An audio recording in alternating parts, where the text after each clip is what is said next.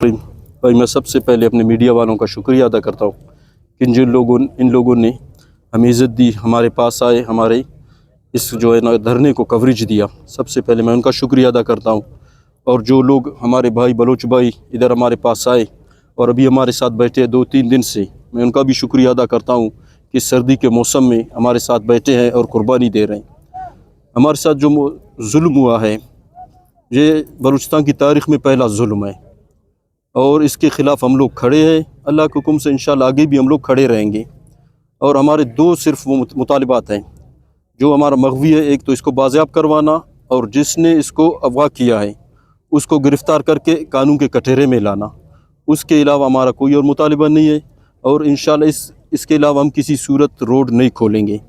और अभी हम लोगों ने अब चौकी से भी रोड बंद करवाया है और अभी दश्त से भी बंद करवाया है, विंदर से, सूराब से, और आगे इंशाअल्लाह हम लोग मस्तूम कलात से भी रोड बंद करवाएंगे। जब तक हमारे ये मुतालिबात पूरे नहीं होते हम किसी सूरत रोड नहीं खोलेंगे।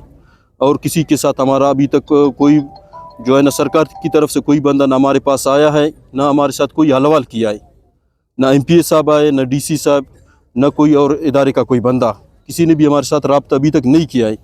अभी मेरे पास आए थे, उन लोगों ने मुझे बोला कि आप हमारे साथ अकेले चलो, आपके साथ हम अकेले में मीटिंग करेंगे।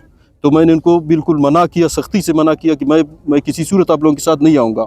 जो भी बात है ये हमारे भाई हमारे साथ कुर्बानी दे रहे हैं, तो हम जो बात है इधर सबके सामने होगी। अकेले में मैं कोई बात आप लोगों से नहीं करूँगा। और हमारा इंशाअल्लाह आखिरी बात भी यही है अल्लाह के हुक्म से।